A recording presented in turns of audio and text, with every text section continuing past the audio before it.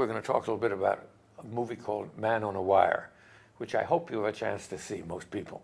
Distribution is very dubious. It's a documentary, but not totally a documentary. It really is a drama as much as anything. It's about this remarkable Frenchman named Philippe Petit, who in, what year was it, Marcia? The year that Nixon resigned, 74. He's a famous street juggler in Paris. He does all those things, a mime, but he's a remarkable wire walker. In a magazine, he saw the plans of the Trade Center, the Twin Towers, before they were built. And he immediately made his goal, I'm going to walk between those towers. And he spent the whole time, about 5 or 6 years, as they were finishing the building, planning it with a bunch of friends. And it was an extraordinary operation. I mean, they had fake IDs, they had disguises. This was all how to get the equipment. I mean, half a ton of equipment they needed for rigging the stuff. Up 102 stories. Up to the roof, actually the roof, with watchmen everywhere. He said recently, if you did it today and tried to get into a building with that equipment, you'd be shot first and asked questions afterwards.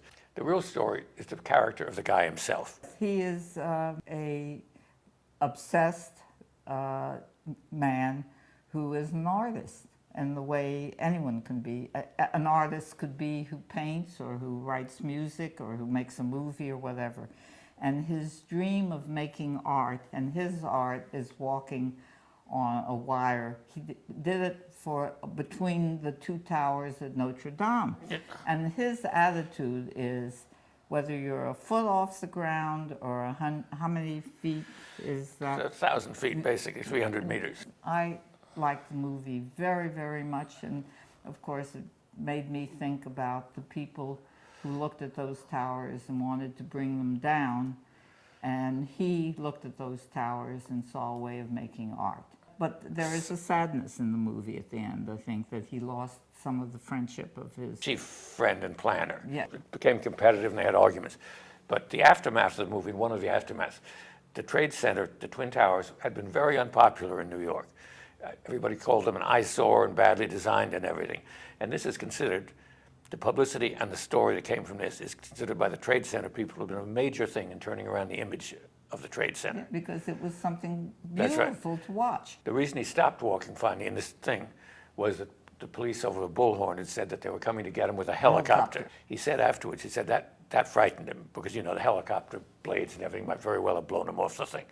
And so, you know, he gave up. They immediately handcuffed him, as he expected. He'd been handcuffed like 50 times in his life for doing things. Pickpocketed the gun or the watch from one of the policemen. He's also an expert pickpocket, and one of the policemen who was arresting him, he pickpocketed his watch and gave it back to him afterwards. And they get to the police station and they have to find cause of arrest, and they write "man on wire," which is great. And after the police released him, and after the publicity came out and helped the thing, he has a lifetime pass. Yes. To go anywhere he wants in the World Trade Center.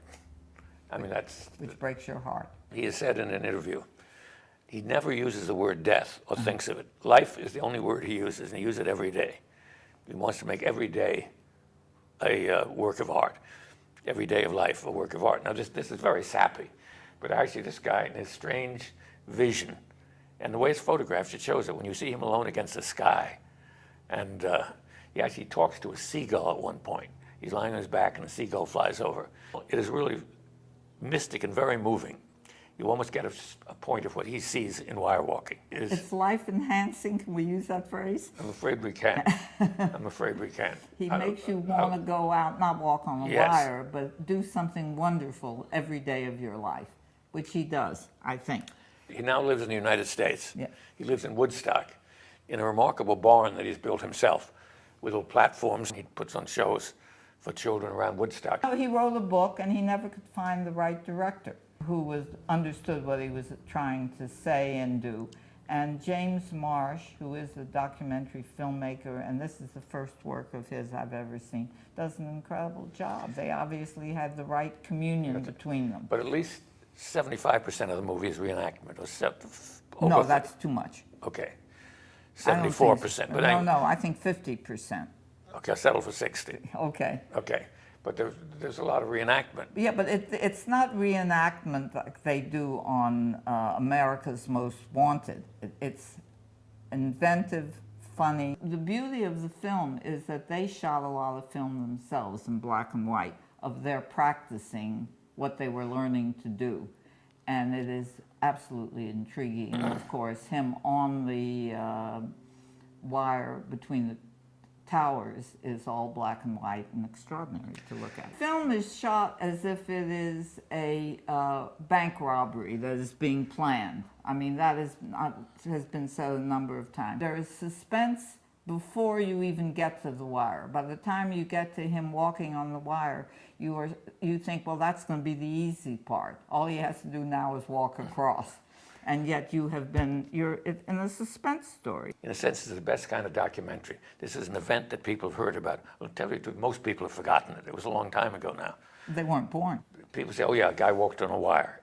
And actually, they'd leave it to amazing feat, but they don't know what went behind it. This is a documentary that, like a good documentary, shows you something absolutely you didn't dream about an event that you know. That's what I particularly like about the overall. It's about when artists tell you a story that you think you've heard before, and it can be fiction, but this happened to be true. Right? That's most movies today that you think you've heard before, and in fact you have.